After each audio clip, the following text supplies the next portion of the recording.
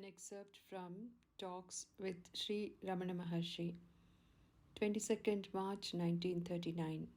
An Andhra gentleman of middle age asked Sri Bhagwan how he should make his Japa. Maharshi replied, "The Japa contains the word Namaha. It means that state in which the mind does not manifest apart from the self. When such a state is accomplished, there will be an end of japa because the doer disappears and so also the action. The eternal being is left alone. Japa should be made until such a state is reached. There is no escape from self. The sadhaka will be automatically drawn into it. When once it is done, sadhaka cannot do anything else but remain merged in the self. In fact, he becomes self. Will bhakti lead to mukti? Maharshi says, Bhakti is not different from mukti. Bhakti is devotion, mukti is liberation. Bhakti is to be as the self or swarupa. One is always that. However, he realizes it by means he adopts. What is bhakti? It is to think of God. That means only one thought prevails to the exclusion of all other thoughts. The one thought is about God, which is also the self. The absence of thought is bhakti. It is also mukti. The jnana method is said to be vichara or enquiry. That is nothing but the supreme devotion or parabhakti. The difference between bhakti and jnana is in words only. You think that bhakti is meditation on the Supreme Being. So long as there is vibhakti or sense of separation, bhakti or reunion is sought.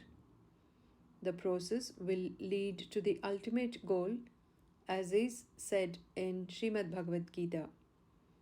Artho jignasu ardhardi jnani cha bharatarshava Tesham jnani nityayukta ekabhaktir visishyate.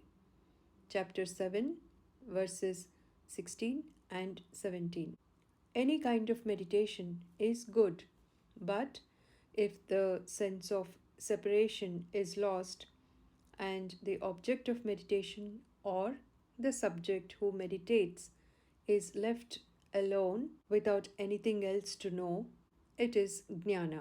Jnana is said to be ekabhakti or single minded devotion.